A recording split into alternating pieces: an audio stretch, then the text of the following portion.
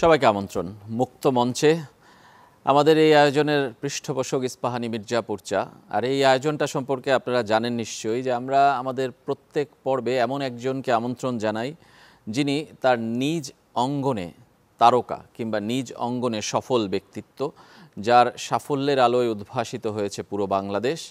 তেমনই একজনকে আজকের অনুষ্ঠানে আমরা আমন্ত্রণ জানিয়েছি।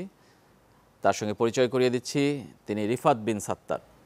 রিফাত বিন সাত্তার খেলার মানুষ, খেলেন এখনও দাবাড়ু, বাংলাদেশের গ্র্যান্ড মাস্টার, 5 জনের একজন। বুঝতেই পারছেন যে খেলাটায় আসলে শীর্ষ 5 জনের একজন তিনি কতটা আলোকিত ব্যক্তিত্ব। সেই রিফাত বিন সাত্তার অনেক দিন খেলা থেকে দূরে বলে আমরা মনে করছি, দেখছি না তাকে, তাই আমরা তাকে আমন্ত্রণ জানিয়েছি। কেন তিনি দূরে, তার বর্তমান ব্যস্ততা কী নিয়ে, আমরা সব নিয়ে আলোচনা করব। আপনাদের সঙ্গে আছি আমি রেজওয়ানুজ্জামান। রিফাত বিন সাত্তার, স্বাগত জানাচ্ছি। কেমন আছেন? এখন ব্যস্ততা কী নিয়ে? ধন্যবাদ আমাকে এই অনুষ্ঠানে আমন্ত্রণ জানানোর জন্য। এমনিতেও মুক্তমঞ্চ অনুষ্ঠানটা আমি নিজেও মাঝে মাঝে দেখি, তো আমি রিয়েলি প্রিভিলেজ মনে করছি যে আমাকে এই অনুষ্ঠানে বা এই প্ল্যাটফর্মে আমাকে নিয়ে আসার জন্য। ব্যস্ততা তো অনেক কিছু নিয়েই থাকে। দাবা নিয়ে যেটা শুরু করলেন যে আমি দাবা থেকে দূরে, হ্যাঁ কিছুটা সত্য। কম্পেয়ার ধরেন 10-15 বছর আগে যেভাবে দাবা নিয়ে সারাক্ষণ দাবা নিয়ে লেগে থাকতাম, সেই জায়গা থেকে চিন্তা করলে অবশ্যই এখন অতটা খেলি না।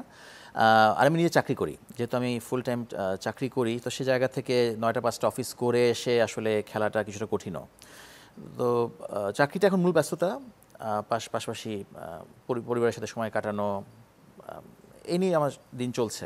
ওকে, মানে দাবা থেকে দূরে থাকায় কি কোনো আক্ষেপ আছে নাকি নেই দাবার বর্তমান পরিস্থিতিতে?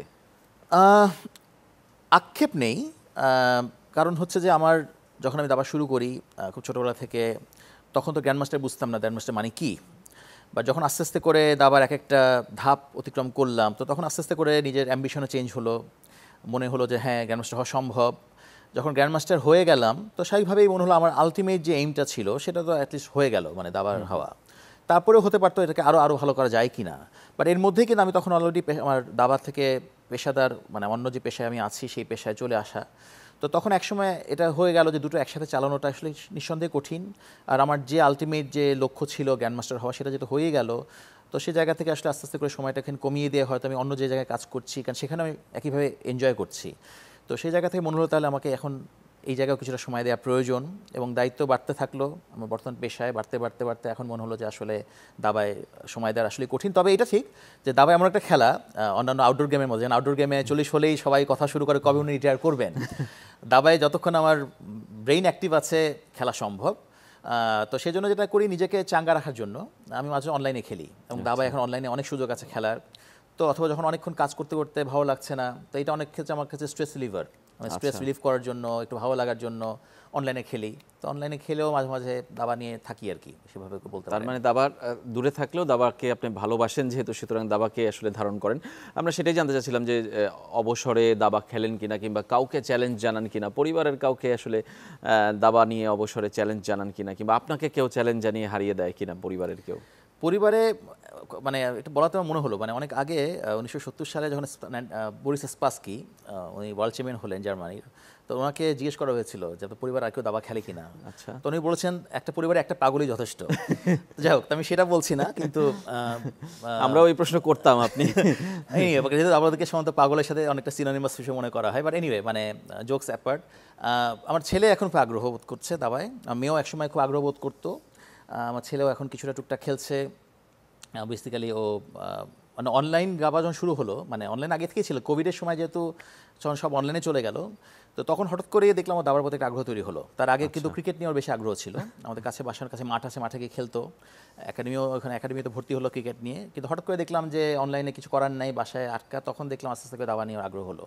এবং এখানে আমার কোনো কৃতিত্ব নেই, কারণ হচ্ছে যে আমি আসলে দাবায় একেবারেই সময় দিই না। আমার 2 সন্তানকে দাবা নিয়ে কিন্তু কখনো ওকে সময়ও দিইনি, ওদেরকে নিয়ে বসিও না দাবার বোর্ড নিয়ে। নিজেও যেহেতু অনেকটা ইনঅ্যাক্টিভ। ওর মার খুব আগ্রহ, ওদের মার যে দাবা, আমাকে বলেও যে তুমি কেন দাবা ওদেরকে শিখাও না, অ্যাটলিস্ট তোমার মতো একজন আছে বাসায়, আগ্রহ আছে, তুমি কেন এটাকে কাজে লাগাচ্ছ না। তো কিন্তু সামহাও মানে ইউটিউবে কিছু স্ট্রিমারকে দেখেও খুব আগ্রহ বোধ করেছে, এবং দেখতে দেখতে দেখলাম যে এখনও মোটামুটি খুব ভালো মানে খেলছে, এবং টুর্নামেন্ট হলেই সে বলে আমি একটু গিয়ে খেলতে চাই।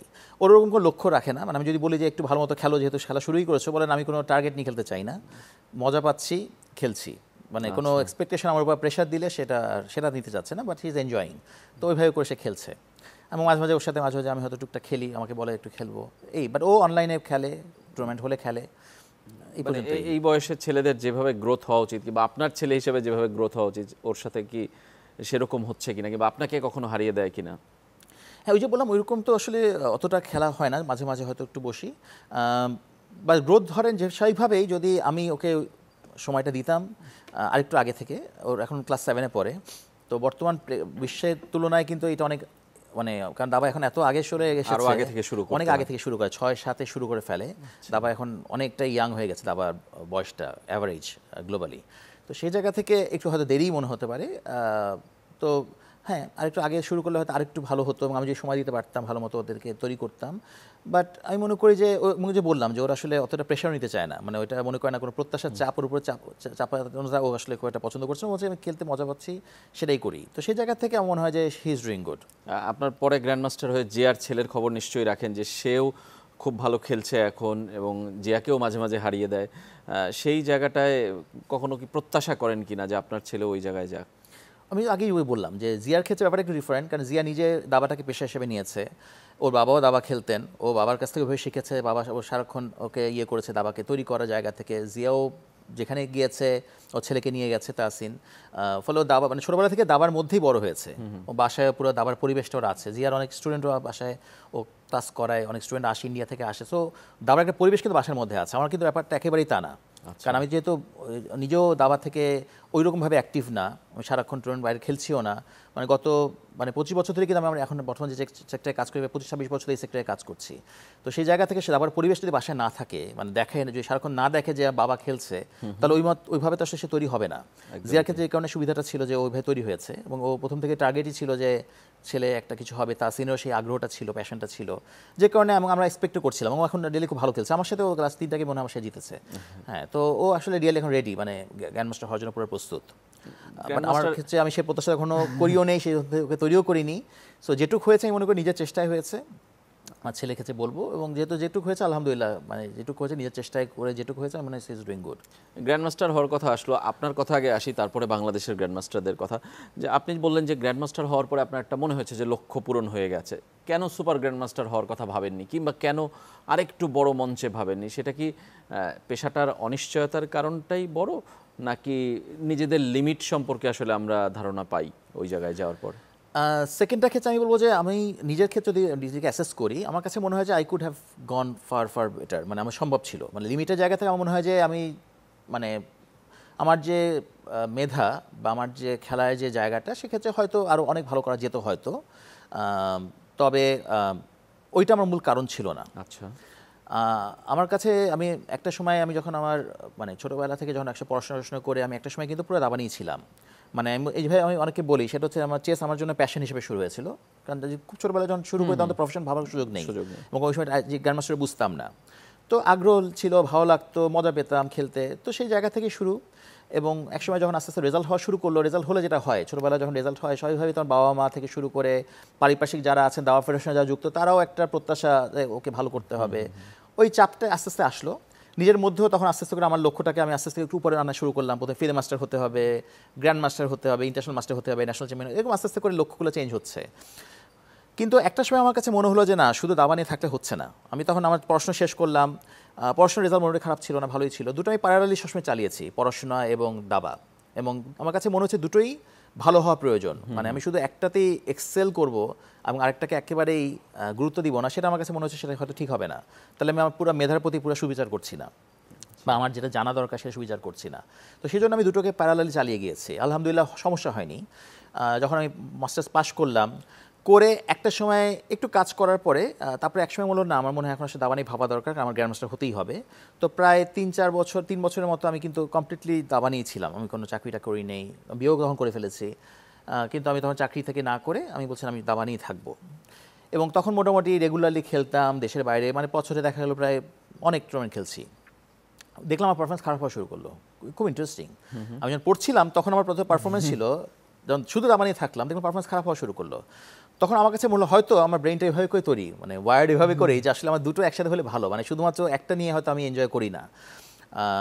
তারপরে প্রায় 3 বছর এরকম হওয়ার পরে দেন মানে এই Profession শুরু হ্যাঁ করলেন। আমি যেহেতু এনজিও সেক্টরে কাজ করি এই সেক্টরে ঢুকলাম এবং ইন্টারেস্টিং হচ্ছে ঢোকার প্রায় 1 বছরের মধ্যে আমার প্রথম নর্মটা হলো এবং তখন বুঝলাম যে আসলে আমার আসলে ওই দুটো কাজ দুইটা একসাথে। কাজ একসাথে হলে হয়তো এটা ভালো হয়, কারণ আমি আসলে একটা নিয়ে থাকা মনে হয় আমি এনজয় করি না, মানে আমি মোনোটোনাস হয়ে যায় কোনো একটা নিয়ে থাকার, বরং এই চ্যালেঞ্জগুলো দুটো নিয়ে একসাথে করার একটা চ্যালেঞ্জ আছে কিন্তু অবশ্যই সময়ের সময়ের ব্যাপার manage এবং করা। আসলে যেহেতু আমি একাই মনে হয় শুধু দুইটা পেশা একসাথে চালাচ্ছি, একদমই তাই। বাকিটা শুধু দাবানি আছে, সেই জায়গা থেকে আমি মনে করি যে বেশ অন্যরকম কিছু চ্যালেঞ্জ আমাকে নিতে হয়েছে।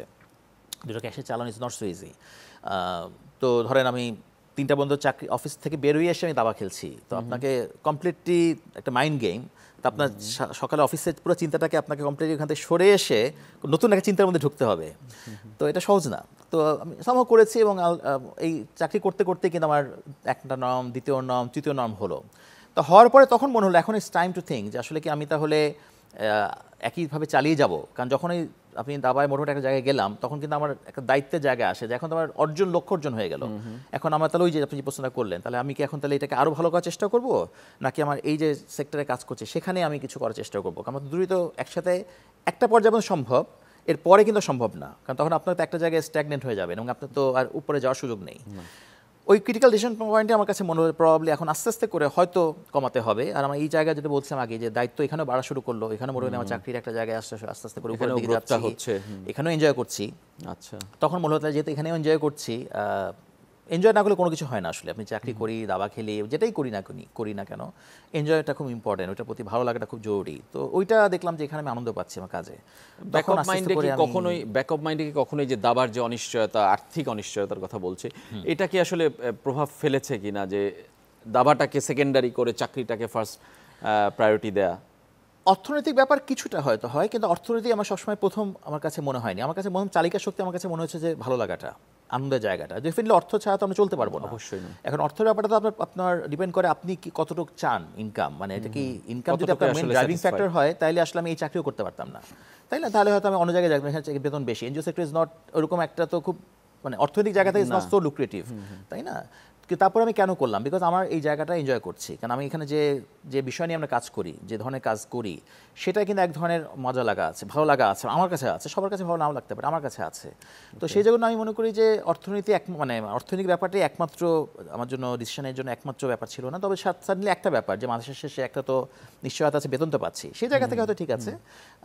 কিন্তু আমার কাছে মনে হচ্ছে ওই যে বললাম যে মানে কি জন্য কাজটা করছি, সেই কস্টটা, সেইটা আমার কাছে বেশি আমাকে মানে অনুপ্রাণিত করেছে এই ডিসিশন নিতে। এবং ওই যে বললাম যে আমি কিন্তু একেবারে ছেড়ে দিইনি সে না, অর্থে, আপনি এখনো এরপরেও আছেন, খেলেন। এখনো আছি এবং এরপরেও কিন্তু আমি মোটামুটি খেলেছি। আমি বছরে অ্যাটলিস্ট 2টো টুর্নামেন্টকে আমি এখনও রাখি যে এই দুটো খেলবই, ন্যাশনাল চ্যাম্পিয়নশিপ এবং প্রিমিয়ার লিগ। এই দুটো আমি চাই যে অ্যাটলিস্ট এই দুটো খেলতে চাই, কারণ দুটোই গুরুত্বপূর্ণ। লিগে একটা দলের হয়ে খেলা, সেখানে একটা দায়বদ্ধতা থাকে, দলের সাথে কন্ট্রাক্ট থাকে। আর ন্যাশনাল চ্যাম্পিয়নশিপ তো একেবারে নিজের খেলা, মানে আমি নিজের নামেই খেলছি, এখানে কোনো দলের প্রতি ব্যাপার নাই। বাট ওইটা এক ধরনের চ্যালেঞ্জ যে আমি ন্যাশনাল কী করলাম না। তো এই দুটো আমার কাছে গুরুত্বপূর্ণ, এই জন্য এই দুটোই খেলি আর অনলাইনে চালিয়ে যাচ্ছি। কিন্তু দাবা থেকে যে সরে গেলেন, আপনার বন্ধু, অন্য দাবারু, পরিবার, কেউ কি কখনো প্রশ্ন তোলেনি যে দাবাটাকে আরো প্রায়োরিটি দেয়া হোক? প্রত্যাশা তো থাকেই, আমার ফ্যামিলির একটা প্রত্যাশা ছিল। আমি যদি বলতেই হয় যে আমার মানে ওয়াইফ, আমার বাচ্চারা কিন্তু মানে প্রচুর স্যাক্রিফাইস করেছে আমাকে এই দাবা গ্রামে হতে পারতাম না, এটা একটা বড় স্যাক্রিফাইস আমি বলবো নানাভাবে।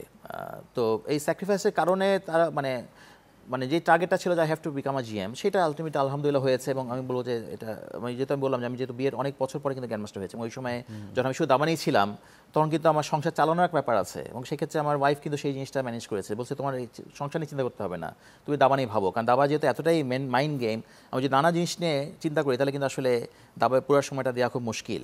তো ওই জায়গায় কিন্তু আমাকে একটা ভাবতে হয়নি, ছেলে মেয়ে নিয়ে ইয়ে করে, এগুলো কমপ্লিটলি আমার ও এটা ম্যানেজ করতে পেরেছে। ফলে আমার পুরো সময়টা আমি দিয়েছি দাবায়। তো যে কারণে আমি গ্র্যান্ডমাস্টার হতে পেরেছি। তো এই স্যাক্রিফাইসটা কিন্তু আমার সন্তানরাও সেই জায়গাটা বুঝে ফেলেছিল যে হ্যাঁ, বাবাকে দাবা যখন খেলছে, প্র্যাকটিস করছে, ওকে ডিস্টার্ব করা যাবে না, এটা হচ্ছে বাবার জন্য খুব গুরুত্বপূর্ণ বিষয়।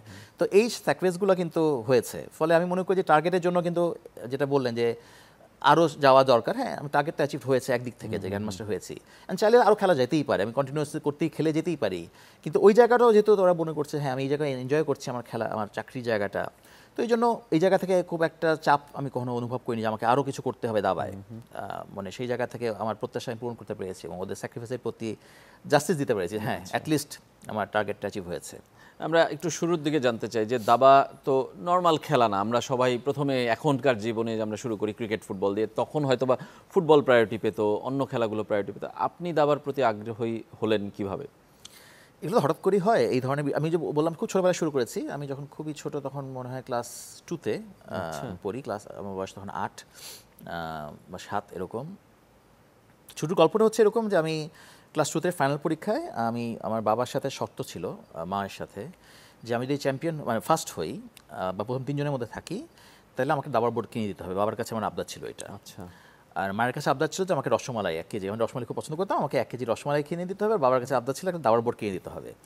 দাবার প্রতি আগ্রহটা হলো ওই সময়, কারণ বাবাকে দেখতাম বাসায় টুকটাক দাবা খেলতেন, আমার বাসায় যারা আসতেন, চাচারা আসতেন, ওনার সাথে খেলতেন। তো স্বাভাবিকভাবেই ওই বয়সে এই দাবার বোর্ডটাই তাকে খুব ইন্টারেস্টিং, গুটিগুলা বিশেষ করে বিভিন্ন সাইজের গুটি, নকশা করা গুটি, তো এটা খুব ইন্টারেস্টিং। তো বাবার কাছে তখন হাতে খড়ি হলো, কীভাবে শিখে আমাকে বলো। তো আমি যেহেতু ফার্স্ট সেকেন্ড থার্ডের মধ্যে ছিলাম, তো আমাকে বোর্ডটা কিনে দেওয়া হলো। তারপরে আমি ওইটা নিয়ে বসে বললাম, তাই আমার এটা একটা মজার একটা জিনিস মনে হলো আর কি। তো খেলতে খেলতে খেলতে খেলতে বাবাকে হারিয়ে দিলাম, যেটা হয় প্রথম যেটা হয়। তো এই আগ্রহ থেকেই দাবায় আসা। আচ্ছা। এবং তারপরে প্রথম টুর্নামেন্টটা খেললাম হচ্ছে আমি তখন মুফতি স্মৃতি দাবা বলে একটা টুর্নামেন্ট হতো বুয়েটে। মুফতি কাসের উনি কিন্তু শহীদ হয়েছেন এবং উনি খুব মানে পপুলার দাবার, মানে খুব ভালো মানে মেধাবী দাবারও ছিলেন আর কি ওই সময়। তখন তো 71-এর আগেই তো উনি, তখন ওই সময় মোটামুটি ওনাকে সবাই মনে করতো হি ইজ মানে একটা পটেনশিয়াল আছে দাবার মধ্যে, কিন্তু উনি তো শহীদ হলেন। তো ওনার স্মরণে বুয়েটে তখন ওই প্রতি বছরে ওই মুফতি স্মৃতি দাবা বলে দাবাটা হতো। তো আমার মামার কিছু বন্ধুরা বাসায় রেগুলারলি আসতো।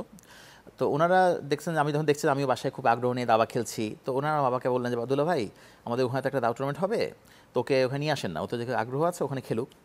তো বাবা বললো ঠিক আছে। তো তখন ওইখানে টুর্নামেন্টে খেলতে গেলাম। আপনি কি সর্বকনিষ্ঠ? সর্বকনিষ্ঠই ছিলাম সম্ভবত, মনে পড়ে আমার। তো টুর্নামেন্টের উদ্বোধনী উদ্বোধনী দিনে যেটা হলো, নিয়াজ ভাইকে নিয়ে আসা হলো। উনি 20 জনের সাথে খেলবে, যেটাকে সিমুলটেনিয়াস চেস বলা হয়। তো ওখানে সবাই বুয়েটের ছাত্ররা থাকবে। তা আমাকে মামারা বসিয়ে দিলেন যে ও খেলুক, 20 জনের মধ্যে ও একটা হোক। তারপরে মেইন টুর্নামেন্টটা শুরু হবে তারপর থেকে। তো উদ্বোধনী অনুষ্ঠানে এটা একটা আকর্ষণ ছিল। নিয়াজ ভাই তখন ন্যাশনাল চ্যাম্পিয়ন। আচ্ছা। উনি তো 79, 80, 81, 82 টানা 4 বছর চ্যাম্পিয়ন হচ্ছে, এটা 82 সালের ঘটনা তার মানে। তো উনি তখন ন্যাশনাল চ্যাম্পিয়ন, এবং তখন নিয়াজ ভাই তো খুব ছোটো, নিয়াজ ভাই তো খুব অল্প বয়সেই রেজাল্ট আনছিলেন, তখন উনি প্রবলি তখন কত 17-18 এরকম হবে। তো আমি তো চিনি না নিয়াজ ভাইকে, আমার তো একটা বোঝার উপায় নেই, কারণ আমি তখন অনেক খুবই ছোট। তো বুঝলাম যে কেউ বড়সড় কেউ হবে, কারণ দেখলাম সবাই তাকে খুব মানে খুব তাকে করছে, সম্মান করছে, খেলছে। তো বুঝলাম মানে কেউ একজন। তা আমি আবার এতই ছোট ছিলাম তখন, আমি বোর্ড হাতেও পেতাম না। তো আমাকে ওই অনেকটা একটু উঁচু করে একটু এলিভেট করে বসিয়ে দেওয়া হলো, অনেকটা যে সেলুনের আগে যেরকম এরকম তক্তা দিয়ে ওরকম উঁচু করে আমাকে একটু উঁচু করে বসে, নাহলে বোর্ডের হাতে পাচ্ছিলাম না, এত যে ছোট ছিলাম আমি। তো খেলছি একটা পর্যায়ে গিয়ে নিয়াজ ভাই বললো ড্র করবা। তো আমি বললাম যে আচ্ছা ঠিক আছে, ড্র। তো তখন আমার বাবা তো খুব এক্সাইটেড যে নিয়াজ ভাইয়ের সাথে ড্র করে ফেললাম। তো তখন নিয়াজ ভাইকে জিজ্ঞেস করলেন যে আপনি ড্র অফার দিলেন কেন ওকে, খেলা তো আরও চলতে পারতো। তো নিয়াজ ভাই যেটা বললেন যে আমি দুইটা ট্র্যাপ দিয়েছি এবং দুইটা ট্র্যাপ ও দেখতে পারছে এবং ট্র্যাপে পড়েনি, ও বুঝতে পারছে এই ট্র্যাপটা এইভাবে করে এটাকে করতে হবে, দেখে ফেলছে। তো মূলত ওকে এনকারেজ করা দরকার, এই জন্য আমি ওকে ড্র অফার দিলাম। তো সবাই তো এক্সাইটেড, আমার সবাই এক্সাইটেড, যাক নিয়াজ ভাইয়ের ড্র। তারপরে মেইন টুর্নামেন্টটা শুরু হলো পরদিন থেকে। তো ওখানে খুব খারাপ খেলিনি, যত মনে পড়ে আমার, হয়তো 9 রাউন্ডের বা 8 টুর্নামেন্ট ছিল বা 7 রাউন্ডের, মানে 4-5 পয়েন্ট পেয়েছি। তো মানে প্রথম টুর্নামেন্ট হিসেবে খারাপ না। তখন সবার নজরে আসলাম, কারণ তখন যারা দাবা ফেডারেশনে যেগুলো খেলতেন, রেটিং টুর্নামেন্ট যারা খেলতেন, রেটেড প্লেয়ার যারা ছিলেন ওই সময়, শীর্ষ স্তরের প্লেয়ার, সবাই টুর্নামেন্টটা খেলতো। তখন তারা ওখানে দেখলো, আমাকে নোটিস করলো। তখন তারা সবাই বাবাকে বললেন যে ওকে ফেডারেশনে নিয়ে আসেন, কারণ ওর মধ্যে মনে হচ্ছে যে খেলার আছে, প্রতিভা আছে, তো ওকে ফেডারেশনে আনলে ও রেগুলারলি খেললে হয়তো ওকে সম্ভব। তো তখন আমি দাবার সাথে ঢুকে গেলাম, তারপরে ফেডারেশনে আসা শুরু করলাম। তো দাবা ফেডারেশনে তখন কিশোর দাবা হতো, কিশোর ফেডারেশন বলে একটা ফেডারেশন ছিল। তো ওখানে প্রথমবার কিশোর দাবা খেললাম, মনে হয় প্রথমবার সেকেন্ড হলাম, পরে এবার চ্যাম্পিয়ন হলাম ফুল পয়েন্ট পেয়ে। বাটা স্কুল দাবা বলে একটা দাবা টুর্নামেন্ট হতো রেগুলারলি, তো ওখানে এজ গ্রুপে বিভিন্ন এজ ক্যাটাগরিতে হতো। তো প্রথমবারে সম্ভবত সেকেন্ড হয়েছিলাম বা থার্ড হয়েছিলাম, পরে সেকেন্ড চ্যাম্পিয়ন, মানে 3টাই আমি পেয়েছি। 3 বছর খেললাম, সেকেন্ড থার্ড চ্যাম্পিয়ন এরকম 3টা। তো আস্তে আস্তে করে তখন বোঝা গেল যে আমার মধ্যে খেলা সুযোগ আছে এবং খেললে ভালো করব। তখন সাব জুনিয়র চ্যাম্পিয়ন হলাম, জুনিয়র চ্যাম্পিয়ন হলাম, এবং তখন পুরোপুরি আস্তে আস্তে দাবায় ঢুকে গেলাম। এখানে একটা বড় আমার কাছে মনে হয় ক্যাটালিস্ট হচ্ছে আমার ইউনুস হাসান।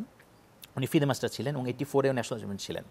তো উনি ওই সময় বাবাকে খুব ইয়ে করলেন যে ওর যে পরিমাণ ইয়ে আছে ওকে আমি একটু বাসায় ওকে শেখাবো।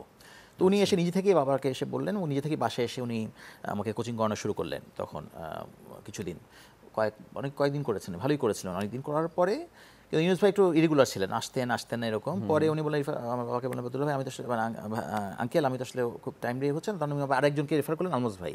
আলমজ ভাই তখন এরকম উনি একাডেমি চালাতেন, উনি এরকম মানে ইয়াংদেরকে ছোটোবেলাদেরকে অনেক এরকম ট্রেনিং দিতেন। তখন ওনার পরে উনি কিছু শুরু করলেন আমার। তো এই করে ধরেন প্রথম 4-5-6 বছর এরকম করে প্রথম ইউনুস ভাই কিছুদিন, তারপরে আলমজ ভাই, এই করে দাবার সাথে আমি এবং রেগুলার টুর্নামেন্ট খেলা শুরু করলাম, মানে ন্যাশনাল চ্যাম্পিয়নশিপ এবং সাকসেসও আসতে থাকলো। রিফাত বিন সাত্তার, আপনি বলছিলেন শুরুর গল্পটা আপনার দাবাড়ু হবার, তারপরে সাফল্য আসতে শুরু করলো। আমরা যেটা বললাম জাতীয় পর্যায় থেকে আন্তর্জাতিক পর্যায়ে সাফল্য আসলো, এবং আপনার যে বয়স, ওই বয়সে এমন সাফল্য এবং ওই সময়ে মানুষ আপনাকে চিনতে শুরু করলো, সেটা কি জীবনকে আপনাকে অন্যভাবে বদলে দিল কিনা? নিঃসন্দেহে। যেটা বলছিলাম প্যাশন হিসেবে ছিল, পরে যখন রেজাল্ট আসা শুরু করলো তো স্বাভাবিকভাবেই তখন নিজের মধ্যেও মনে হলো কিছু একটা করতে হবে। 87-88 আমার জন্য একটা টার্নিং পয়েন্ট, কারণ ওখানে প্রথমবার ন্যাশনাল চান্স পেলাম। 87-এ ফার্স্ট টাইম ন্যাশনাল খেললাম। রেজাল্ট হচ্ছে 16 জনের মধ্যে আমি 14তম। আচ্ছা। 88-এ চান্স পেলাম সেকেন্ড টাইম, 16 জনের মধ্যে 12তম, এবং প্রথম 6 খেলায় দেখা যাচ্ছে কোনো গেম জিততে পারছি না। 88-এ জিয়া চ্যাম্পিয়ন হয়ে গেল, এবং জিয়া আমি তো সমসাময়িক, ফলে জিয়ার এবং আমার মধ্যে যেমন বন্ধুত্ব আছে, এক ধরনের রাইভাল, অনেকটা আর্টস রাইভালের মতো। রেগুলারলি আমার দুজনের মধ্যে টুর্নামেন্ট হবেই, খেলা হবে, এবং আমরা কে একবার ও চ্যাম্পিয়ন একবার আমি চ্যাম্পিয়ন, এরকম একটা সময় আমরা পার হয়েছে। তো সেই সময় স্বাভাবিক চ্যাম্পিয়ন হয়ে যাওয়ার পর তো স্বাভাবিকভাবে আমার কাছে মনে হলো তাহলে আমারও হওয়া সম্ভব, কিন্তু রেজাল্ট তো খুবই খারাপ। ওই যে বললাম 16 জনের 12 বা 14তম। 89-এ ন্যাশনাল চান্সই পেলাম না। হতাশ হয়নি, তবে মনে হলো যে ঘটনা কি ঘটলো, মানে এই দুইবার চান্স পেলাম 89-এ, তখন আমি ওয়াজ ইন ক্লাস 10। তো বুঝতে পারছিলাম যে আসলে পড়াশোনা কি আমার চাপে ফেললো, নাকি আসলে আমার কোনো না কোনো কারণে আমি মোটিভেশনের কোনো অভাব হলো কিনা জানি না। তবে ওই সময় আমার ন্যাশনাল জুনিয়র চ্যাম্পিয়ন ওইগুলো হচ্ছিলাম। 90-তে আমার মেট্রিক পরীক্ষার সময় আমি 1 বছর খেললাম না। 91-এ ন্যাশনাল চ্যাম্পিয়নশিপ, তার আগে খুব ইন্টারেস্টিং, ইউনুস ভাই আবার ফিরে আসলো। ইউনুস ভাই ফিরে এসে বললো যে আমাকে মেট্রিক পরীক্ষার ঠিক পরে এসে যখন বন্ধের সময় গ্যাপটা, বললো যে তুমি যে এতদিন তোমার আমি যে স্টাইলটা দেখছি, সে স্টাইলটা হচ্ছে অ্যাটাকিং স্টাইলের প্লেয়ার তুমি, কিন্তু তুমি যেভাবে খেলছো, স্পেশালি আমাদের যে ওপেনিং বলে, দাবা 3টা ভার্সন আছে ওপেনিং, এবং ওপেনিংটা অনেকটা মানে থিওরি মুখস্থ করতে হয়, লাইন মুখস্থ করতে হয়, কারণ ওগুলো অনেকটাই ডেভেলপড হয়ে গেছে। বিভিন্ন সময় খেলতে অ্যানালাইজ হতে একটা জায়গায় দাঁড়িয়ে যায় যেটা এরকমই খেলা উচিত। তো তুমি মোটামুটি চুজ করছো খুব প্যাসিভ লাইন, এবং গত কয়েক বছর ধরে তুমি আসলে তোমার ঠিকমতো ট্রেনিংটা হয়নি, তুমি প্যাসিভ লাইনে চলে যাচ্ছ, তোমার জন্য রিয়েল স্টাইলের লাইনে খেলছো না। তো উনি আমাকে এসে জাস্ট কয়েকটা গেম দেখালেন যে এই তোমার স্টাইল চেঞ্জ করতে হবে এবং তোমার আসলে এখন অ্যাটাকিং লাইন খেলতে হবে। তাই দেখে আমি আবার ইন্সপায়ার্ড হলাম। তো 91 সালে যখন আমি আবার ন্যাশনালে খেললাম, চান্স পেলাম, এবং আমি আমার লাইন চেঞ্জ করে ফেললাম। খুব প্রিপেয়ার্ড না, কিন্তু জাস্ট আমি মনে করুন এইরকম না খেলে আমি মানে ডিফারেন্ট ওপেনিং চুজ করবো, এবং 91-এ চ্যাম্পিয়ন হয়ে গেলাম, ন্যাশনাল চ্যাম্পিয়ন। আচ্ছা। এবং অনেকটা একই লেভেলেরই কিন্তু অপোনেন্টরাই, মানে এর আগের 3 বছর আগে যারা ছিলেন তারাই খুব কম বেশি তারাই আছে, আমি চ্যাম্পিয়ন হয়ে গেলাম। তখন স্বাভাবিকভাবেই কমপ্লিটলি একটা ডিফারেন্ট, 2 বছর চান্স পাইনি, মানে লাস্টের দিকে আছি, চান্স পাইনি, 1 বছর খেলিনি, 4 বছর এরকম আমার একটা ইয়ে গেল। 91-এ চ্যাম্পিয়ন, তখন মনে হলো হ্যাঁ তার মানে আমার আবার আই এম কামিং ব্যাক। 92-তে আবার চ্যাম্পিয়ন, 93-তে আবার চ্যাম্পিয়ন, 3 বছর টানা চ্যাম্পিয়ন হলাম, এবং হ্যাট্রিক হলো। এবং আমার ন্যাশনাল চ্যাম্পিয়নশিপে যে 16 ম্যাচের গেম হতো, কারণ সবাই সবার সাথে খেলে, প্রায় 15 রাউন্ডের গেম, এবং প্রায় আমার যখন মনে পড়ে প্রায় অধিকাংশ সময় আমি যে বলে চ্যাম্পিয়ন হয়েছে ন্যাশনাল চ্যাম্পিয়নশিপ, প্রতিবারই কিন্তু আমার মানে রেজাল্ট 15 খেলা 14 পয়েন্টের মতো, মানে এমন না যে মানে আমার স্টাইলটি এরকম যে আমি খুব জিতি বা হারি, মানে একটা এরকম ড্র খুব কম হয়। তো দেখা গেলো জিততে থাকলে জিতেই যাচ্ছি, একটা উইনিং স্ট্রিক। 15 খেলা 14 কিন্তু সহজ ব্যাপার না, স্পেশালি এতগুলো গেমে। কিন্তু আমার এরকমই হতো, 15 খেলা 14, এবং সম্ভব দুবারই এরকম করে জিতেছি আমি, 15 খেলা 14 পয়েন্ট। 94 বাদ দিয়ে 95-তে আবার চ্যাম্পিয়ন হলাম। তখন আসলে আমার পিক সময়, আমি বুঝি বলে আমার আবার পিক সময়। এবং 93-তে আমি ইন্টারন্যাশনাল মাস্টার হলাম, বা 94-এও ইন্টারন্যাশনাল মাস্টার হলাম। এর মধ্যে কলেজ, মানে এইচএসসি পাস করলাম, ইউনিভার্সিটিতে ঢুকলাম। তো ওই সময় স্বাভাবিকভাবেই তখন আমার আবার সেই একই জায়গায় যে আমার চিন্তাটা যে আমি এখানে পড়াশোনায় দাবা, ওই যে আগেও যেটা বলছিলাম, এবং পড়াশোনা আমার রেজাল্ট খারাপ হয়নি, intermediate result was very good, ইউনিভার্সিটিতে চান্স পেলাম। তো ওই সময় কিছু হার্ড ডিসিশন নিতে হয় যে আসলে আমি কী করবো না। তো বাট ওই জীবন বদলে যাওয়ার ব্যাপারটা যে বলছিলেন স্বাভাবিকভাবে তখন আমার ডিসিশন ক্ষেত্রে কিছু কিছু ক্ষেত্রে কম্প্রোমাইজ করতে হয়েছে, ট্রেড অফ করতে হয়েছে। যেমন আমার খুব শখ ছিল যে আমি আইবিএতে পড়বো, আচ্ছা এবং 93-তে যখন আমি ইউনিভার্সিটিতে ভর্তি হবো, 92-তে ইন্টারমিডিয়েট করে 93-তে ইউনিভার্সিটি ভর্তি হবো, আইবিএর ওইটা মানে ফার্স্ট বা সেকেন্ড ব্যাচ, মানে একদম ইয়ে থেকে এমবিএ ছিল কিন্তু গ্র্যাজুয়েশনটা ছিল না, তো ওইটা প্রথম বা সেকেন্ড টাইম হচ্ছে। তো আমি ইয়ে যে আমি এটা করতেই হবে আমাকে, এবং পড়াশোনা শুরু করে দিলাম যে এটা পড়তেই হবে। কিন্তু ইন্টারেস্টিং, আমি সবচেয়ে প্রথমে প্রথম থেকে ফর্ম জমা দিলাম, পড়াশোনা শুরু করলাম, 2 মাস ধরে পড়ছি আইবিএর জন্য। খুব ইন্টারেস্টিং, ওই সময় জোনাল চ্যাম্পিয়নশিপ, এশিয়ান জোনাল চ্যাম্পিয়নশিপের ডেটটা পড়লো, এবং ঠিক একই সময় যখন আইবিএর পরীক্ষা এবং জোনাল চ্যাম্পিয়নশিপ দুটো একই সময় পড়লো। তার মানে আমাকে যে কোনো একটা বেছে নিতে হবে। এবং এশিয়ান জোনালের মজাটা হচ্ছে, এশিয়ান জোনালটা তখন ওয়ার্ল্ড চ্যাম্পিয়নশিপের যে একটা ভিন্ন, আমাদের মানে ফুটবলে যেমন হয় যে বিশ্বকাপের আগে কিন্তু আপনার জোন বাছাইগুলো হয় না, এশিয়ান জোনালটা এরকমই, যে এই যে জোনটা 3.2 জোন, এই জোনের মধ্যে আপনার basically Asia, south Asian country এবং মিডল ইস্ট, এইটা মিলে পুরো জোনটা। তো এখান থেকে একজন বা দুজন, আমি ঠিক মনে করতে পারছি না, এইটা যাবে হচ্ছে নেক্সট লেভেলে ইন্টারজোনাল। তখন এই এশিয়ান জোন থেকে যাবে, সব জোন থেকে যাবে, পরে ইন্টারজোনাল হয়, সব জোন থেকে, সব ওয়ার্ল্ডের সব জোন, ওখান থেকে আলটিমেটলি ওয়ার্ল্ড কাপ হয়ে যাবে, একটা এই প্রক্রিয়া। এবং এশিয়ান জোনে যদি আপনি 66% স্কোর করেন, 9 খেলায় 6 পয়েন্ট পান, 66% এরকমই হবে হয়তো, তো বা 7 মনে হয়, তো সেটা পেলে আপনি তখন সরাসরি ইন্টারন্যাশনাল মাস্টার হবেন। মানে এমনিতে আপনার ইন্টারন্যাশনাল মাস্টার বা গ্র্যান্ড মাস্টার হতে ইউনিট আপনার ওই যে নর্মস লাগে, এখানে বলে রাখা ভালো। 89-এ আমি আবার ফিল্ড মাস্টার হয়ে গেলাম। আমি এশিয়ান আন্ডার-16 এশিয়ান সাব জুনিয়র খেললাম, ওখানে চ্যাম্পিয়ন হওয়ার কারণে আমি ডাইরেক্ট ফিল্ড মাস্টার টাইটেল পেয়েছি। একেবারে ইন্টারন্যাশনাল মাস্টার ওই জিনিসটা, জোনালে যদি আমি 66% স্কোর করি তাহলে সরাসরি international master pi, I don't need those 3টা নর্ম, ওই ঝামেলাটা যেতে হয় না। তো শাইখ ভাই টুর্নামেন্টটা খুবই ইম্পর্টেন্ট টুর্নামেন্ট, যেটা আমার যাওয়া প্রয়োজন। প্রথমবার জোনালে চান্স পাচ্ছি, অ্যাজ এ ন্যাশনাল চ্যাম্পিয়ন হয়েছি তার আগের বছর, এই জন্য, বা ওই বছর চ্যাম্পিয়ন ছিলাম এই জন্য। বাংলাদেশ থেকে হয়তো 2 জন যাবে, সো আমি গিয়েছি চ্যাম্পিয়ন হিসাবে, আর নিয়াজ ভাইকে যেহেতু উনি গ্র্যান্ড মাস্টার ডিরেক্টলি চান্স পেয়েছে। এখন ডিসিশন টাইম, তো পরবর্তীতে স্বাভাবিকভাবেই এই সুযোগে পাবো না, তো আমাকে আইবিএর স্বপ্নটা বাদ দিতে হলো। স্বপ্নটা বাদ দিয়ে দেন আই ওয়েন্ট টু এবং যেটা টার্গেট ছিল যে আমাকে ইন্টারন্যাশনাল হতেই হবে, আমি ইন্টারন্যাশনাল মাস্টার হয়েছি। ইভেন আমি আসলে চ্যাম্পিয়নশিপে ফাইট দিতে পারতাম, এবং ওখানে আসলে ওই জায়গাটাই যে ব্যাপারটা দাঁড়ায় যে লাস্ট রাউন্ডে আমি আসলে আই ওয়াজ লিডিং, 6 খেলায় যখন 5 পয়েন্ট, মানে আমি 1 পয়েন্ট লিডে, আমার সেকেন্ড জনের সাথে 1 পয়েন্ট ডিফারেন্স। দীপেন্দু বড়ুয়া তখন সেকেন্ড পজিশনে, আমি তখন 6 খেলায় 5, দীপেন্দু বড়ুয়া আছে তখন 4 পয়েন্ট, কমপ্লিটলি 1 পয়েন্ট লিডে। তো 7-8-এ আমি নিবেদনের সাথে হেরে গেলাম। তো লাস্ট রাউন্ডে আমরা কয়েকজন শীর্ষে আছি, 4 জন। আচ্ছা, সো আমি যদি জিতি তাহলে আই উইল ট্রাই, ওনারাও জিতেন, আমিও জিতি, আমি ড্র করি তাহলে আমি ইন্টারন্যাশনাল মাস্টার হয়ে যাচ্ছি, কারণ আমার হাফ পয়েন্ট দরকার লাস্ট রাউন্ডে নর্ম করার জন্য, ইন্টারন্যাশনাল মাস্টার পাওয়ার জন্য, ওই যে 66% স্কোরের জন্য। আর জিতলে তো আমি ট্রাই করব। তো এখন আমি ওইটা বুঝতে পারছিলাম যে আসলে কী করা উচিত, কারণ আমি তো নিজেও তো খুব এখন মাত্র 93, মানে আমি মানে 19 বছর, এবং জাস্ট ওই সময় তো ওই গাইডেন্সটা তো পাচ্ছিলাম যে কী করবো আমি। যাই হোক, তো পরে আমার কাছে সেফ হচ্ছে যে ড্র করে টাইটেলটা নিয়ে নেওয়া। যদি বাংলাদেশে আসার পর অনেকে আমাকে বলেছে তোমার আইএম হইতেই পারতা, বিকজ আইএম স্ট্যান্ডার্ড মানে ইন্টারন্যাশনাল মাস্টার স্ট্যান্ডার্ড মানে তুমি 100 আজকে না হলে কালকে হতা, কিন্তু এই যে ওয়ার্ল্ড চ্যাম্পিয়নশিপের যে সুযোগটা, এটা খুব মানে খুবই ডিফারেন্ট একটা অপরচুনিটি হতে পারতো, ট্রাই করা উচিত ছিল, খেলা উচিত ছিল, জিতলে তো হয়ে যেত আর কি। আর যে অপরনের সাথে ছিল হয়তো আমি জিততাম। যাই হোক, তো তখন এই যে বললাম যে আস্তে আস্তে রেজাল্ট হচ্ছে, নিজেরও স্বপ্ন বাড়ছে, তো ইন্টারন্যাশনাল মাস্টার হয়ে গেলাম। নেক্সট টার্গেট হচ্ছে গ্র্যান্ড মাস্টার হতে হবে, এর মধ্যে পড়াশোনাও চলছে ইউনিভার্সিটিতে। সো তখন এই জন্য আইবিএ থেকে সরে এসে তখন আমাকে নিতে হলো যে ইউনিভার্সিটিতে অন্য কোনো সাবজেক্টে যেতে হবে। তো তখন ইউনিভার্সিটির সো ওইটাই বলছিলাম যে আসলে বিভিন্ন সময় যখন ট্রেড অফগুলো করতে হচ্ছে, বিভিন্ন ডিসিশন পয়েন্টে গিয়ে যে কী করবো কী করবো না, কী করবো কী করবো না, এবং সবসময় চেস পড়াশোনা, যেটাকে আমাকে মোটামুটি প্যারালালি চালিয়ে যেতে হয়েছে। তো স্বাভাবিক জীবন তো কিছুটা পরিবর্তন হয়েছেই রেজাল্টের সাথে সাথে। মানে এখন এখানে দাঁড়িয়ে থেকে পেছনে তাকালে আপনি কোনো কিছুর জন্য কি মনে হয় যে ভুল হয়েছে, আক্ষেপ হয়েছে, সেটা দাবার জন্যই হোক কিংবা অন্য পড়াশোনার জন্যই হোক? একটা জায়গায় আমি আসলে সবসময় আমি নিজের চেষ্টা করেছি চিন্তা করা যে কখনোই ডিসিশনে রিগ্রেট করা উচিত না। আচ্ছা, মাঝে মাঝে হয় না তা না, অবশ্যই হয় যে আমি হয়তো ওই সময় করলে এটা ভালো হতো, ওই সময় হতে ভালো, কিন্তু মনে হয় যে যখন ডিসিশনটা নিয়েছি ওই সময় তো অনেক চিন্তাভাবনা করেই হয়তো নিয়েছি, হ্যাঁ, তো তখন ওইটা তো হয়তো that was the best decision ওই সময়ের জন্য। পরবর্তীতে এসে মনে হচ্ছে ওইটা হয়তো ভুল, তাই ওই মানে ইন হাইন্ডসাইট চিন্তা করা আসলে অনেক সময় হয়তো ঠিক না। আমরা যখন আসলে করি যে এটা না হয়ে এটা ভালো হতো, কিন্তু বাস্তবে তো আসলে ওই সময় তো আমি চিন্তাভাবনা করি হয়তো নিয়েছি, অনেকের সাথে কনসাল্টও করেছি। তো সামহাও যেমন বললাম যা হয়তো অনেকে বলেছে ওই সময় কেন তুমি ড্র খেললে হয়তো আমি ওয়ার্ল্ড চ্যাম্পিয়নশিপের জন্য ফাইট করতে পারতাম, এখন জিতো নাও তো পারতাম, তাই না? এখন আসলে ওইগুলো তো আসলে বোঝা মুশকিল, কি হলে কি হতো, এগুলো আসলে ভেবে কোনো লাভ নেই। আমি খুব বেশি আক্ষেপ নিয়ে আমি আসলে একটা আক্ষেপ ভাবি না, আমি সবসময় পজিটিভলি নেওয়ার চেষ্টা করি, সবকিছু ইতিবাচক ভেবে নিলে হয় কি ভালো লাগে, মানে মনটা ভালো থাকে, নাহলে সবসময় মনের মধ্যে একটা খুব কষ্ট নিয়ে থেকে তো আসলে এগোনো যায় না।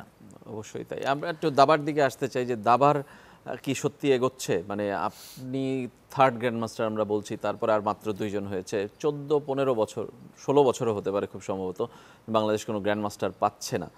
বাইরে থেকে দেখে আসলে আপনার কি মনে হয়?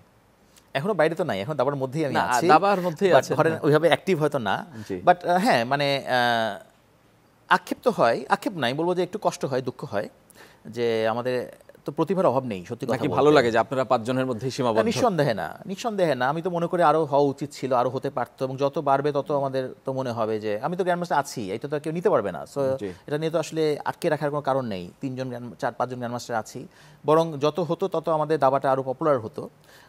সেই জায়গা থেকে কষ্ট লাগে, দুঃখ লাগে, কারণ দাবাই বাংলাদেশে প্রথম আন্তর্জাতিক সাফল্য নিয়ে এসেছে, আমি মনে করি বলি অনেক ক্ষেত্রেই। তো যে পরিমাণ বাংলাদেশ সাফল্য এনেছে দাবায়, যে সময়ের কথা বলছি সেই সময় আসলে অন্যান্য খেলাতে এত সাফল্য ছিল না। জি। তো এবং প্রতিভা যেহেতু আছে, তো সেই জায়গাতে কষ্ট হয় যে প্রতিভাগুলো ঠিকমতো ঝরে পড়ছে, কাজে হচ্ছে না।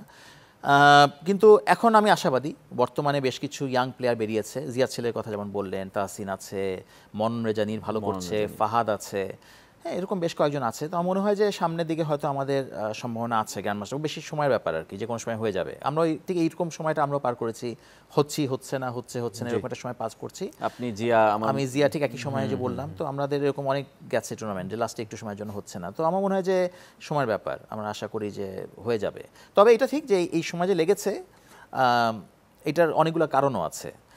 এবং মানে যদি আমি কম্পেয়ার করি, ধরেন আমি যেমন 94-এ জিএম হওয়ার পর, আইএম হওয়ার পরে 2006 এসে জিএম হয়েছি, বা 12 বছর লেগেছে, বা জিয়ার লেগেছে হয়তো 8 বছর। এখন অনেকে প্রশ্ন করে এত বছর লাগলো কেন? খুব রিসেন্ট উদাহরণ দেই, আপনার ইন্ডিয়ার একটা ছেলে গুকেশ, যে এখন খুব ইয়াংগেস্ট ওয়ার্ল্ড চ্যাম্পিয়নশিপ চ্যালেঞ্জার হওয়ার রেকর্ড করলো এই জাস্ট সপ্তাহ দুয়েক আগে। 17 বছর বয়সে সে ওয়ার্ল্ড চ্যাম্পিয়ন চ্যালেঞ্জার হয়েছে। ও যখন গ্র্যান্ডমাস্টার নর্মটা করে, ফার্স্ট গ্র্যান্ডমাস্টার ফাইনালে হয়, ও 18 মাসে 30টা টুর্নামেন্ট খেলেছে। 18 মাসে 30টা টুর্নামেন্ট খেলেছে, যতটুকু আমরা রাইটলি ফিগারটা ঠিক করি। মানে ও জাস্ট ওদের মানে ইন্ডিয়াতে যেটা হয়েছে গত 20 বছর ধরে, ওরা ইয়াংদের প্রতি ইনভেস্ট করেছে, এবং ওরা বলেছে আমাদের আসলে সামনে দাবায় যদি ডমিনেট করতে হয় তাহলে আমাদের ইনভেস্ট করতে হবে ইয়াং প্লেয়ারদের পিছনে। এবং ওরা এটা গত 2000 সাল থেকে সচেতনভাবে এটা করেছে, বিভিন্ন স্টেটে একাডেমিতে ভরে গেছে, এবং যারা ওই সময় সিরিয়াস প্লেয়ার ছিল তারা সবাই এখন কোচ হয়ে গেছে, এবং একটা দাবার জোয়ার তৈরি হয়েছে। এবং সেটার রেজাল্ট আমি এখন দেখতে পাচ্ছি। এখন দাবায় কিন্তু মানে ওয়ার্ল্ডের টপ লেভেলে সব ইন্ডিয়ান, এবং পুরো দাবাটা ইন্ডিয়ানদের দখলে।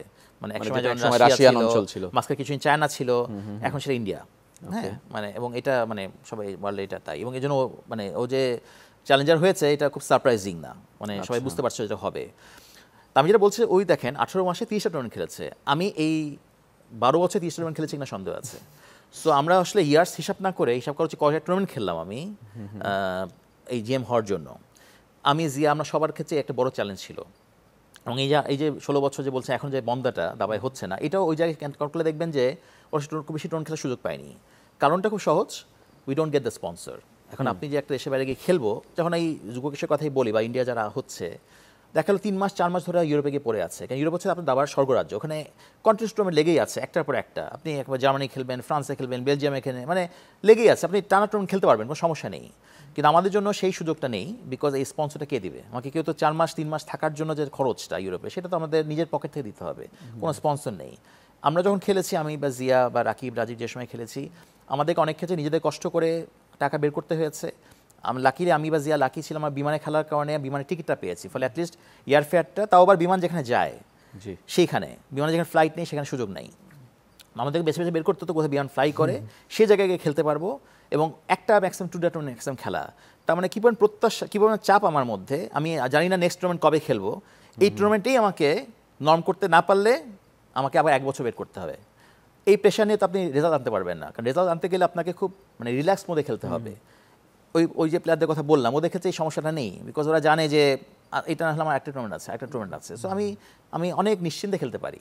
তো এই চ্যালেঞ্জটা আমাদেরকে ফেস করতে হয়েছে, এবং যে কারণে আমি যে বলি যে আমরা এই আক্ষেপগুলো করি যে 16 বছর হয়নি, বা আমরা এখনো সেই চ্যালেঞ্জটা রয়েছে, এই চ্যালেঞ্জগুলো এখনো আছে। ফলে এই বছরটা হিসাব করা আমাদের আসলে রং ক্যালকুলেশন। এইভাবে মিডিয়াতে অনেক সময় বলি, এই প্রশ্নগুলো করি আমরা, কিন্তু আমার কাছে মনে হয় খুব রং ক্যালকুলেশন। এটাকে দাবাকে মিস ইন্টারপ্রেট করা হচ্ছে যে আসলে অনেক সময় নিচ্ছে দাবার আসলে, কিন্তু আসলে আমরা আসলে ইনভেস্ট করেছি কি না সেটা আসলে প্রশ্ন। যেখানে অন্য অনেক খেলাতে যে পরিমাণ ইনভেস্টমেন্ট হয়, তারপরে ইনভেস্টমেন্ট এটা নাই, কোনো স্পন্সর কেউ করতে চায় না। এই যে আমি 3 মাস খেলবো, আমাকে এই সুযোগটা কেউ দিচ্ছে না তো, যে তোমাকে আছে তুমি 3 মাস খেলো, তোমাকে আমি পুরো খরচ দিচ্ছি। ইন্ডিয়াতে সেই ভাবনাটা নাই, কিন্তু ওরা কিন্তু পুরো স্পন্সরটা নিয়ে ওরা খেলছে।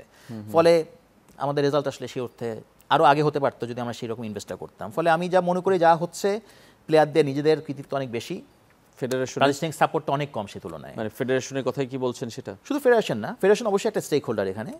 এখানে তো ফেডারেশনের পক্ষে কতই বা করা সম্ভব, কারণ ফেডারেশনের তো ওই অর্থে আর্থিক বরাদ্দ নেই।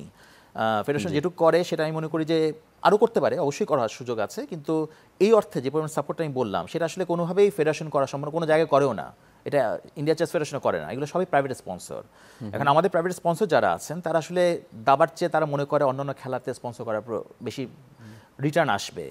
এক্ষেত্রে আমি মনে করি গণমাধ্যমের একটা দায়িত্ব আছে। গণমাধ্যম যেভাবে অন্য খেলাগুলো যেভাবে হাইলাইটেড হয়, দাবা সেই তুলনায় হাইলাইটেড হয় না, এবং যে কোনো প্রাইভেট স্পন্সর চিন্তা করি আমি কতটা রিটার্ন পাচ্ছি ইন টার্মস অফ কভারেজ। দাবা যেহেতু পাবলিক গেম না, তো এখানে আমার তো চিন্তা করে লাভ নেই। কিন্তু আমাকে যে অন্যভাবে দেখতাম যে বিয়ন্ড আমার স্পোর্টস, এটা যে আর অন্য যেসব বেনিফিটসগুলো আছে সেগুলো তো সেভাবে হাইলাইটেড হয় না। দাবার বেনিফিট, হিউজ বেনিফিট, যেটা আসলে অনেক দেশে এখন সেটা ওরা উপলব্ধি করেছে বলেই দাবা ইনভেস্ট করছে, শুধু স্পোর্টস হিসেবে না। এবং দাবা অনেক জায়গায় বাধ্যতামূলক করা হয়েছে স্কুল পর্যায়ে, একদম প্রাইমারি স্কুল কারিকুলাম, সেটাই বলছিলাম যে অনেক কারিকুলাম, সেটাই বলতে চাচ্ছিলাম যে কারিকুলামে নিয়ে এসেছে, এবং ওরা মনে করে দাবার মাধ্যমে আসলে ওর হোল পড়াশোনার রেজাল্ট ভালো হয়। দাবা করলে সে আসলে অনেকটা মেধাবী জাতি হিসেবে তৈরি হয়। নানাভাবে এটা আসলে দরকার। আমি বলছি আমি একটা নলেজ বেস কান্ট্রি বানাবো, সোসাইটি বানাবো, আমি ইনভেস্ট করছি দাবায়, আমি ইনভেস্ট করছি অন্য খেলায়, তাহলে তো হবে না, আমাকে তো সব কিছুই করতে হবে, তাই না? তো সেই জায়গা থেকে আমার মনে হয় এটা একটা সবার সামগ্রিক ব্যর্থতা। শুধু ফেডারেশনের কথা বললে হবে না, আমাদের স্পন্সরকে আমরা ঠিকমতো কনভিন্স করতে পারিনি। ফেডারেশন সাংগঠনিক জায়গা থেকে আরও স্পন্সর থেকে নিয়ে আসছিল। আমি মনে করি আমাদের ক্রীড়া পরিষদ বলি, মিনিস্ট্রি বলি, গণমাধ্যম বলি, জেনারেল পাবলিক বলে আমরা সে দাবারকে ঠিকমতো বুঝতে পারছি না, যে কারণে আমরা সে ইনভেস্টও করছি না এবং আমরা এটা রিটার্নও পাচ্ছি না। কিন্তু এখানে অনেক কিছু করার সুযোগ ছিল, তাই আমি মনে করি এটা সামগ্রিক ব্যর্থতা আমাদের। এটা কি অনেক দেরি হয়ে গেছে এখন? বেটার লিড দেন নেভার, সব কিছু তো দেরি বলে কিছু নেই। আপনার তো নতুন জেনারেশন আসবে, কিন্তু খারাপটা হচ্ছে যারা এই সময় ছিল আমি অনেক প্রতিভাকে ধরে রাখতে পারিনি, এবং একটা তো জেনারেশন গ্যাপ তৈরি হয়ে যায়। কারণ যে সময় আমাদের পিক ছিল, যে আমরা পিক ছিলাম, ওই সময় কিন্তু দাবা তখন আসলে রিয়েলি সবচেয়ে one of the best game ছিল পারফরমেন্সের জায়গা থেকে যদি বলি। আমি 90s কথাই বলি, ইটিজে পিক সময়টা তো মিস করেছে, মোমেন্টামটা মিস করেছে। নিয়াজ ভাই যখন গ্র্যান্ড মাস্টার হলো তার পরপরই কিন্তু খুব বেশি সময় লাগেনি আমাদেরকে আসতে, ফলে যে গ্যাপটা কিন্তু হয়নি। নিয়াজ ভাই 87-এ গ্র্যান্ড মাস্টার হলো, 91 থেকে মোটামুটি আমি এজিয়া লাইনলাইটে চলে এসেছি, ফলে আমি 94-এ তখন কিন্তু অলরেডি খুব বেশি গ্যাপ না, এবং আমাদের পরপরই রাকিব রাজীব আসলো। এই মোমেন্টামটা কিন্তু আমরা মিস করেছি। এখন এই গ্যাপটা হয়েছে, ওই আগেই বললাম আমি তো আশাবাদী মানুষ, আমি হতাশ হয়ে যাচ্ছি না, কিন্তু আমার মনে হয় যে আমরা ওই মোমেন্টামটা নষ্ট করেছি, এবং ওই মোমেন্টামের ওই গ্যাপটার সময় অন্যান্য খেলা এসে ওই জায়গাটাকে দখল করে ফেলেছে, হুইচ ইজ গুড। সব খেলাই ভালো হওয়ার প্রয়োজন, কিন্তু দাবার যে সুযোগটা আমরা নষ্ট করেছি। এখন আমি মনে করি আবার একটা মোমেন্টাম এসেছে, বিকজ এই যে নতুন প্লেয়ারগুলো তৈরি হলো, যে মনন আছে, ফাহাদ আছে, এখন ওদের প্রতি ইনভেস্ট করা উচিত। আমরা না হলে ওদেরকে আমরা হারিয়ে ফেলবো। তাই মনে করি এই রেজাল্টগুলো দিয়ে আমি আবার একটা নতুন গতি, মানে আবার একটা মোমেন্টাম আনা সম্ভব। যখন আবার 3টা জিএম হবে, 4টা জিএম হবে, আমরা যে সময় 90s-এ বা 2000-এর শুরুর দিকে যে মোমেন্টামটা এসেছিল, আবার এটা আনা সম্ভব, কিন্তু ইনভেস্ট করতে হবে। আর ইনভেস্ট না করে, এবং বর্তমান প্রেক্ষাপটে এখানে খুবই প্রতিযোগিতামূলক, যেখানে অন্যান্য কান্ট্রি, অন্যান্য আমাদের যে কম্পিটিটর তারা যেভাবে প্রিপেয়ার্ড হয়ে আসছে, এখন তো আমি যে সেই অর্থে প্রিপেয়ার্ড না হতে পারি উইথ অল দ্য সাপোর্ট, তাহলে তো মুশকিল, আনইভেন কম্পিটিশন। তাই এই জন্য আমার কাছে মনে হয় যে এখানে আমাদের মানে অ্যাজ সুন অ্যাজ পসিবল আমাদের আসলে এখানে ইনভেস্ট করা উচিত, এবং সেক্ষেত্রে আমি মনে করি সবার একটা দায়িত্ব হচ্ছে দাবার ক্ষেত্রে। আপনি দাবা নিয়ে ব্যস্ত থাকেন কিংবা চাকরি নিয়েও ব্যস্ত থাকেন, দাবা এবং চাকরির বাইরে আপনার সময় কাটে কিভাবে? অবসরে কিভাবে আপনি নিজেকে সময় কাটান, কিংবা পরিবারের সাথে তো বটেই? পরিবারের সাথেই আসলে মূল সময়টা কাটে আমার। অন্য কোনো নেশা কিংবা বলছি আগ্রহের জায়গা আছে কিনা খেলার নেশা বাদে? খেলা নেশা বলতে আমি এখনও খেলা নিজে না খেললেও খেলা খুব ফলো করি, খেলা দেখি, যে কোনো খেলাই হোক আমি খেলার ভক্ত। টিভিতেও খেলা হলে আমি সাধারণত অন করে দেখি, এবং ফুটবল আমি খুব ভক্ত, ফুটবল দেখি, ক্রিকেটও দেখি, বাট ফুটবলটা বেশি পছন্দ করি। টেনিস বলি, এখন স্নুকার্সও দেখছি, মানে এগুলো আমার সব খেলাই মোটামুটি আমার একটা আগ্রহের জায়গা। স্পোর্টস চ্যানেলটা আমার খুব আগ্রহের জিনিস। আর পরিবারের সাথে সময় কাটাই আসলে, এটাই আমার কাছে একটা ভালো সময় নিয়ে নেয়। বিভিন্ন জায়গায় ঘুরতে যাওয়া, ছবি দেখা, টিভি দেখা, বিভিন্ন জায়গায় সময় কাটানো, মানে এইভাবে করে আসলে সময় চলে যায়। কারণ আসলে মানে চাকরি করলে যেটা হয় যেটা খুব ছকে বাঁধার সময় তো নির্দিষ্ট ছকে বাঁধার সময় তো এর বাইরে যে সময় থাকে সেটা আসলে ওখানেই ওখানেই কেটে যায়। চাকরির জায়গায় আসি, যদি আপনি এনজিও সেক্টরে কাজ করেন আপনি বলছিলেন, এবং আপনি শিশুদের নিয়ে কাজ করেন মেইনলি আমরা জানি, সেই জায়গাটায় মানে শিশুদেরকে নিয়ে কাজ করতে যে আপনার কেমন ফিল হয়, কিংবা আমি বলছি যে দাবার সাথে তাদেরকে সম্পৃক্ত করার কোনো উদ্যোগকে আপনারাও নিতে পারেন কিনা, নেন কিনা, সেই জায়গাটায় আমার প্রশ্নটা, আমার আগ্রহের জায়গাটা আছে অনেক দিন ধরেই। নিঃসন্দেহে আমি কাজ করছি সেভ দ্য চিলড্রেনে। এটা বেশ পুরনো ইন্টারন্যাশনাল অর্গানাইজেশন, বাংলাদেশে অনেক বছর ধরে কাজ করছে, 1970 থেকে কাজ করছে বাংলাদেশে। যেহেতু শিশুদের নিয়ে কাজ করি, স্বাভাবিকভাবেই আমাদের শিশুদের যেসব জায়গাগুলো, শিক্ষা, স্বাস্থ্য, এই বিষয়গুলো নিয়ে কাজ করি, শিশু সুরক্ষা। তো সেই জায়গা থেকে একটা জায়গা অবশ্যই আছে যে কিভাবে আসলে খেলার সাথে শিশুদেরকে সম্পৃক্ত করা যায়, এবং একটু আমি যে কথাটা বললাম যে শিক্ষা এবং খেলা, স্পেশালি দাবা, এটা ওতপ্রোতভাবে জড়িত। আমি আমার ইন্ডিভিজুয়াল ক্যাপাসিটিতে অনেক সময় বিভিন্ন সময় কথা বলেছি।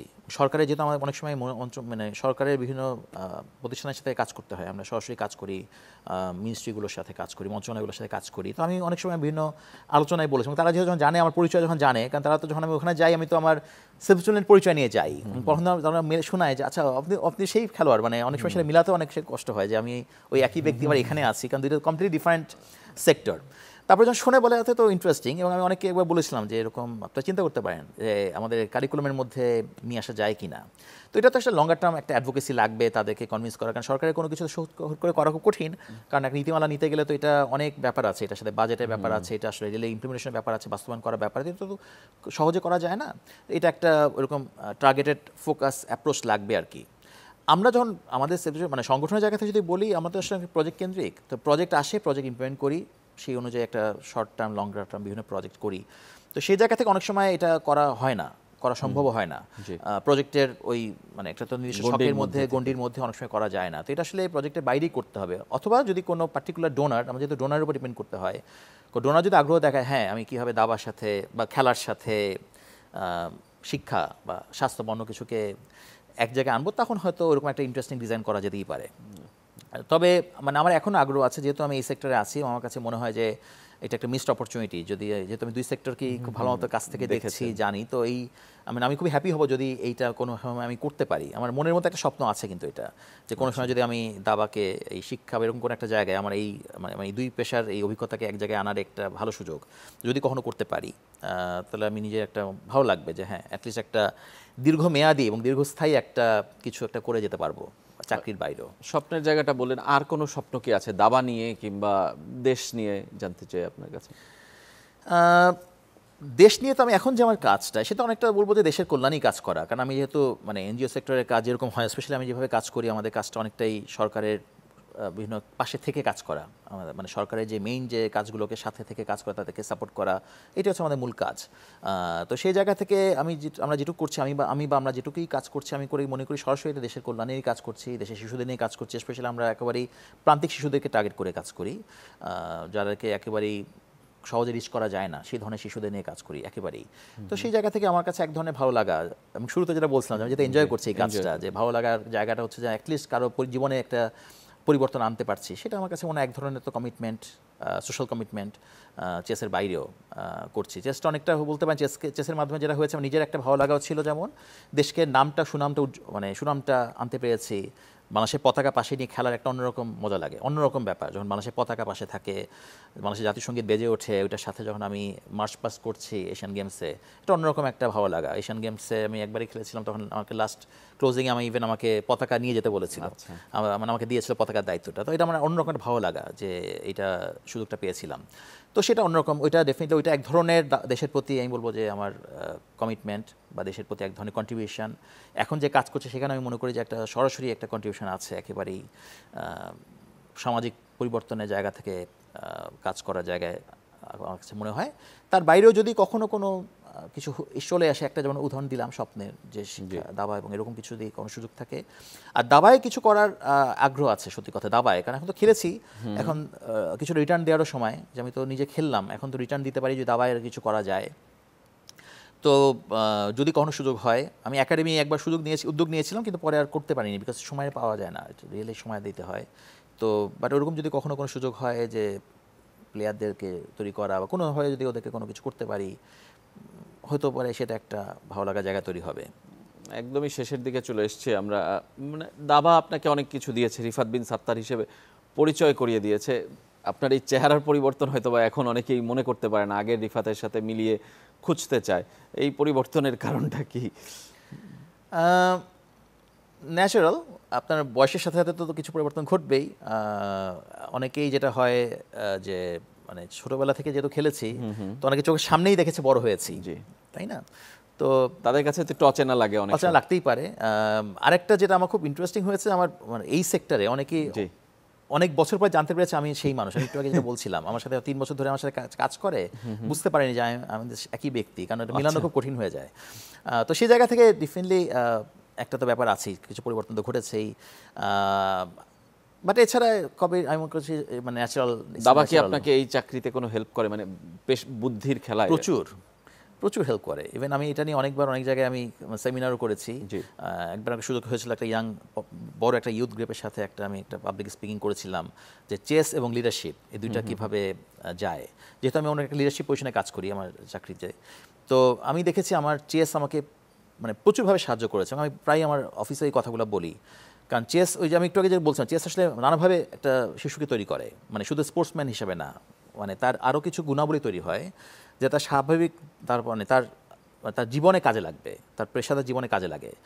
খুব বেশ উদাহরণ দেই, ধরেন আমি খুব স্ট্র্যাটেজি জায়গায় খুব ভালো কাজ করি। আমি এখন আমার কাজের জায়গায় কিন্তু স্ট্র্যাটেজি তৈরি করতে হয়, যে একটা আমার সংগঠন কীভাবে কাজ করবে আগামী 3 বছর বা 5 বছর, সেই স্ট্র্যাটেজি কিন্তু আমার হাত দিয়ে তৈরি হয়। এবং এটা আমার কাছে অটোমেটিক্যালি আমার কাছে আসে, মানে এই জিনিসটা আমার কাছে অটোমেটিক্যালি আমি খুব সহজে এটা করতে পারি, খুব কমফোর্ট আমার জন্য। কেন? দাবায় যেহেতু দাবা খেলাটা পুরো স্ট্র্যাটেজিক গেম, ফলে আমি খুব সহজে ইয়েগুলো মিলাতে পারি, যে আমি এই কাজের সাথে ওই কাজের সম্পর্ক কী। বা ধরেন কোনো প্রজেক্ট যখন ডিজাইন করি, সেই লজিক জায়গাটা আমার কাছে খুব সহজে লজিকটা আসে, যে এটা হলে ওইটা হবে, এটা হলে ওটা হবে। সো এগুলো সব দাবা থেকে এসেছে। প্রবলেম সলভিং, এই দাবার পুরোটাই হচ্ছে প্রবলেম সলভিং। প্যাটার্ন মনে রাখা, মেমোরি, দাবায় প্রচুর মেমোরির ব্যাপারটা, এবং আমার চাকরি জীবনে আমার কাছে মনে হয় অনেক ক্ষেত্রে আমি খুব মনে রাখতে পারি অনেক কিছু, এবং এটা আমাকে খুব কাজে লাগে। কোনো কিছু একটা কাজ ছিল বা কাউকে বলেছি হচ্ছে না, খুব দ্রুত আমার কাছে মাথায় আসে এটা তো এরকম হওয়া উচিত ছিল। সো অনেকগুলো মানে আমি মনে করি যে গুণাবলীগুলো তৈরি হয়েছে দাবার কারণে, এবং সেটা আমার কাজে কিন্তু আমি মানে আনতে পারছি খুব সহজে। আমি দেখি যে অনেকের চেয়ে আমার এই জায়গাতে আমি একটা অ্যাডভান্টেজ পাই, এবং এই জন্য আমি কাছে বলছিলাম যে আসলে ওইভাবে করে দাবাকে কেউ দেখছে না, সবাই মনে করছে এখান থেকে প্লেয়ার বানানো, কিন্তু আসলে এটা করলে আমি ছোটবেলা থেকে যদি বাচ্চাদেরকে এটা দাবায় আনতে পারি, এটা যে আসলেই আমি একটা একটা ভালো জেনারেশন তৈরি করতে পারছি, রেভলিউশন হবে, ইভলিউশন হবে, এবং কিছু প্লেয়ার তৈরি হবে হয়তো, কিন্তু প্লেয়ারের বাইরে যে আমি একটা জেনারেশন তৈরি করতে পারছি, সমাজ তৈরি করতে পারছি, এটা বিশাল একটা চিত্র। এই জায়গাটা মনে হয় এইভাবে করে আসলে বিগ পিকচারটা আমরা দেখতে পাচ্ছি কিনা আমি জানি না। ধন্যবাদ আপনাকে রিফাত বিন সাত্তার। আমাদের সময় আসলে একদমই শেষ। অনেক কথা বলার ছিল, ভেবেছিলাম যে এই সময় হবে, কিন্তু আসলে একজনের জীবন সম্পর্কে জানার জন্য যথেষ্ট নয় এই ছোট্ট সময়। আমরা আজকের মতো এখানেই শেষ করব ইস্পাহানি মির্জাপুরচা মুক্ত মঞ্চ। কিন্তু রিফাত বিন সাত্তার কিন্তু একজনই বাংলাদেশের দাবায় উজ্জ্বল নক্ষত্র। তিনি খেলা থেকে দূরে থাকুক আর নাই থাকুক, তিনি যা করেছেন বাংলাদেশের দাবার ইতিহাস লিখতে গেলে রিফাত বিন সাত্তারকে লিখতেই হবে, রাখতেই হবে। সবাই ভালো থাকবেন। আজকের মতো এখানেই শেষ করছি।